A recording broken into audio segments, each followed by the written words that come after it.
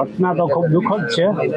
ઘટના ન બનવી જોઈએ અને માન્ય કોઈ પણ ડ્રાઈવરની ભૂલના હિસાબે જે કંઈ અકસ્માત થયો ગંભીર બાબત છે અને 3 લોકોના દુઃખદ મૃત્યુ થયા છે અને 2 કે 3 લોકો ઇન્જર્ડ થયા છે. અને સ્થળ ઉપરથી ડ્રાઈવરને પબ્લિકે પકડીને માર્યો હશે અને એને પણ કદાચ ટ્રીટમેન્ટમાં હશે ક્યાંય. એની કંઈ ભૂલ છે કે તપાસનો વિષય છે. પણ મારું કહેવું એ છે કે સિટી બસમાં શહેરમાં જે ડેસ્ટિનેશન ઉપર પ્રજાના આમ તો પબ્લિકને પહોંચે એની સ્પીડ લિમિટ હવેથી બાંધી દેવી જોઈએ.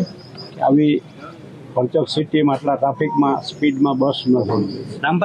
એ જ હું વાત કરું છું ભાઈ કે જે બેફામ સ્પીડથી ચલાવતા એના ઉપર હવે પોલીસ ટ્રાફિક અને સત્તાવાળા અને કોર્પોરેશનના અધિકારીઓ એની ઉપર સ્પીડ લિમિટ બાંધી દેવી જોઈએ.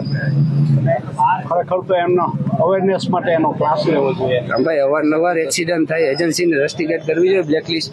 હવે એની શું ભૂલ છે શું છે એના ઉપર તપાસ થવી જોઈએ અને તપાસના અંતે જો કંઈ એની ભૂલ ચૂક નીકળે અથવા તો કોઈ બીજો પ્રશ્ન હોય તો સત્તાવાળા યોગ્ય નિર્ણય લઈ શકે.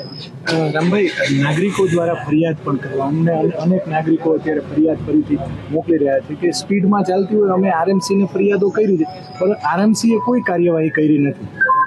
હમણાં જ મારે આરએમસીના કમિશનર જોડે અને સીપી જોડે વાત થઈ છે અને એને સૂચના આપી છે કે સિટી બસની સ્પીડ લિમિટ બાંધો.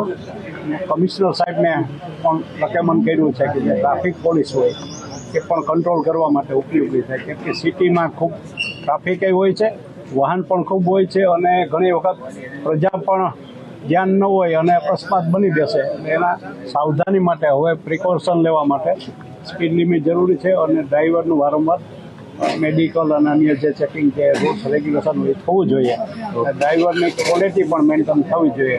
કેમ કે કોન્ટ્રાક્ટર હોય એટલે ગમે ત્યારે જરૂરિયાત ઊભી થઈ હોય જરૂરી